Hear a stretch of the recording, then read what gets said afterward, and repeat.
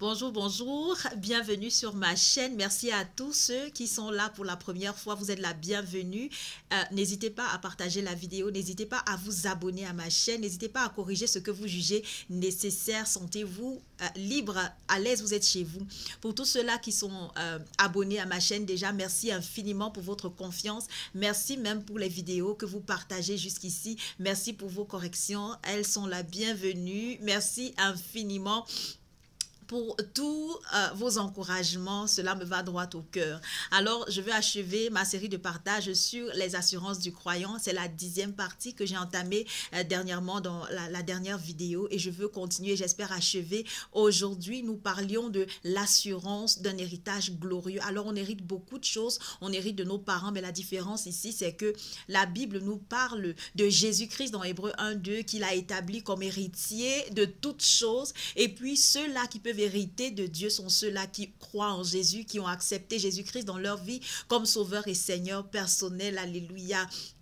Alors, si tu as dit oui à Jésus-Christ, nous avons également découvert que c'est à cause de sa persévérance, de sa foi, celle d'Abraham, que le monde lui a été promis, ainsi qu'à sa postérité. Tous ceux-là qui ont dit oui à Jésus font partie de la postérité d'Abraham. Nous avons également dit, pour conclure la dernière fois, dans Romains 8, le verset 17, que nous sommes non seulement héritiers de Dieu, mais nous sommes aussi co-héritiers avec le Seigneur Jésus-Christ, si toutefois nous souffrons avec lui afin d'être en possession de son héritage, de cet héritage glorieux, afin de pouvoir être glorifié aussi avec lui. L'aspect de souffrance est quelque chose que beaucoup n'aimeraient pas entendre parler, dont beaucoup n'aimeraient pas entendre parler, mais la parole de Dieu est certaine, elle est claire, elle est véridique, c'est Dieu qui l'a dit, alors il veille sur sa parole pour l'accomplir.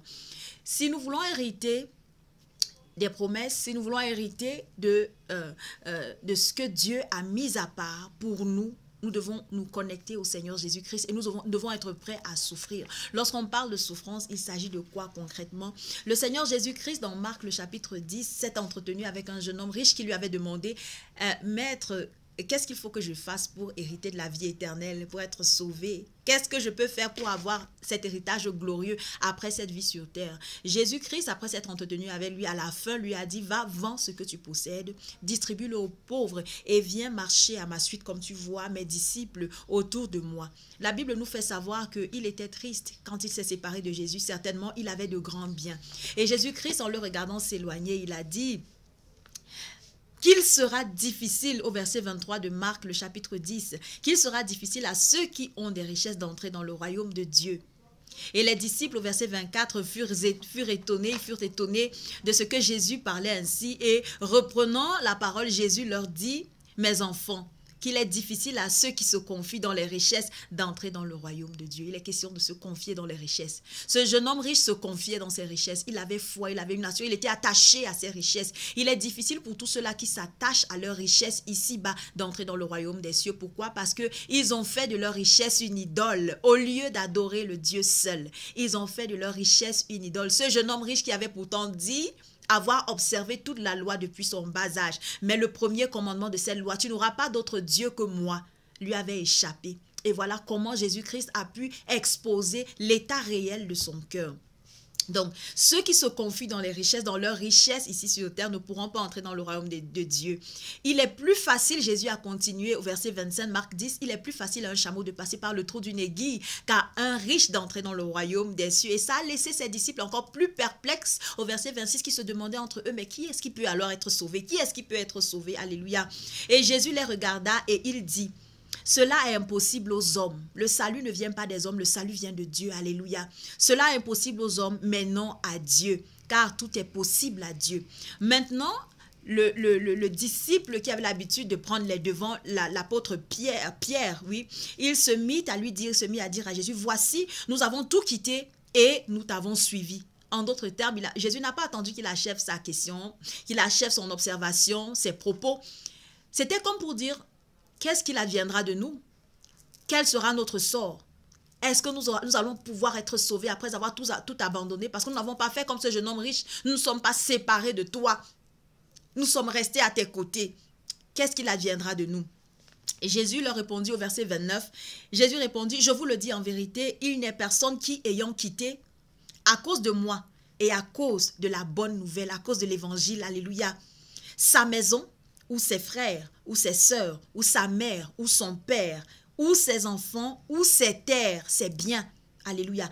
Verset 30, ne reçoivent au centuple présentement dans ce siècle-ci.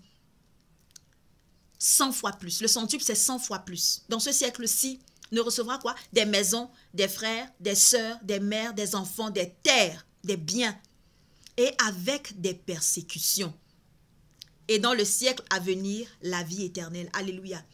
Si tu as abandonné quoi que ce soit à cause de Jésus-Christ, à cause de la bonne nouvelle du royaume de Dieu, la bonne nouvelle du salut, tu es sûr de recevoir dans cette vie au centuple tout ce que tu auras perdu.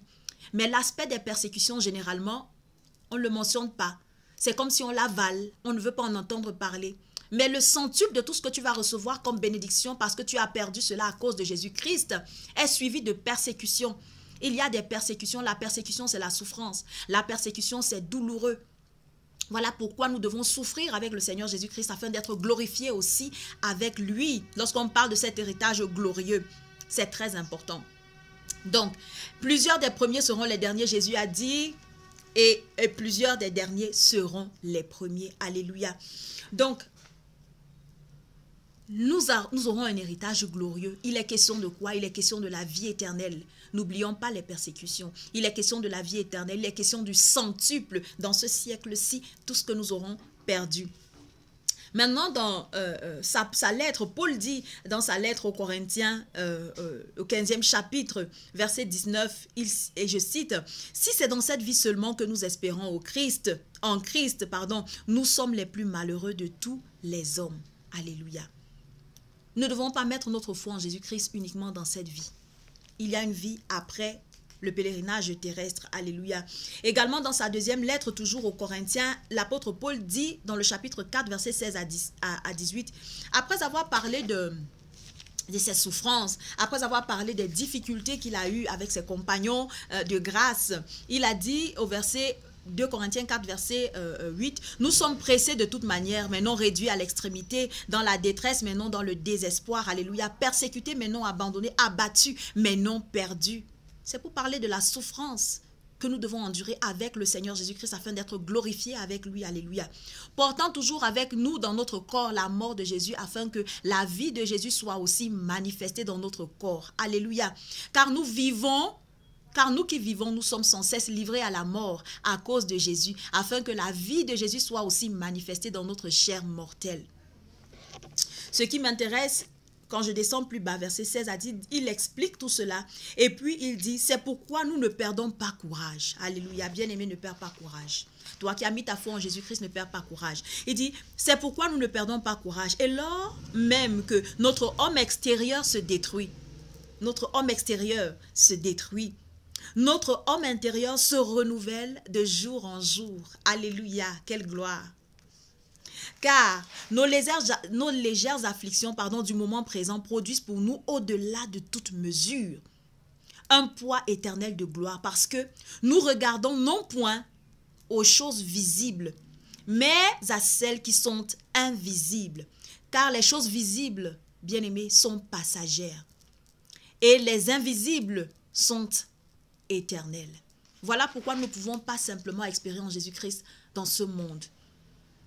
Il y a un poids éternel de gloire qui nous attend. Alléluia. La parole nous dit également dans Romains 8, 32 que si Dieu n'a pas épargné Jésus-Christ, son propre Fils, et qu'il l'a livré pour nous, comment ne nous donnera-t-il pas toutes choses avec lui? Alléluia. Notre héritage glorieux, il est question de toutes choses que Dieu peut donner à son Fils, parce qu'il l'a livré pour nous. Toutes ces choses également, il peut nous les donner. Alléluia. Donc, Jésus a été livré pour nous. Tout ce qui est son partage, Dieu nous le promet, est également notre partage par la bouche de l'apôtre, l'éminent apôtre Paul. Cet héritage est glorieux dans sa nature. Alléluia. C'est Dieu qui nous donne cet héritage. Vous voyez, il est tellement précieux parce que c'est de Dieu que nous recevons cet héritage. Ce n'est pas d'un homme, ce n'est pas des êtres humains, ce n'est pas d'une compagnie, non. C'est de Dieu que nous recevons cet héritage. Il est d'autant plus précieux pour cela. Notre héritage, nous le recevons comme récompense. C'est ce que Colossiens 3, versets 23 et 24 nous dit. Il dit, tout ce que vous faites, faites-le de bon cœur, comme pour le Seigneur et non pour les hommes. Alléluia. Sachant que vous recevrez du Seigneur l'héritage pour récompense. Servez Christ le Seigneur. Alléluia. Cet héritage est gardé pour nous dans les cieux. Il est gardé pour nous dans les cieux. Il est intouchable. Alléluia. 1 Pierre 1, le verset 4 nous le dit. Troisièmement, c'est un héritage qui est impérissable. C'est un héritage qui ne peut ni se souiller, ni se corrompre, ni flétrir. Alléluia. Aucun voleur ne peut y percer. La rouille ne peut pas toucher cet héritage. Alléluia. C'est un héritage qui est glorieux. Pourquoi? Parce qu'il est éternel. Il est éternel. Quatrièmement, il est éternel. Les immeubles que nous recevons de nos parents, de l'argent que nous recevons des terres, des champs, des entreprises, ce sont des choses qui passent. Ce sont des choses qui périssent. Ce sont des choses qui prennent fin, qui commencent quelque part et qui ont une fin. Mais l'héritage que Dieu nous donne, il est éternel. Alléluia. C'est un héritage glorieux.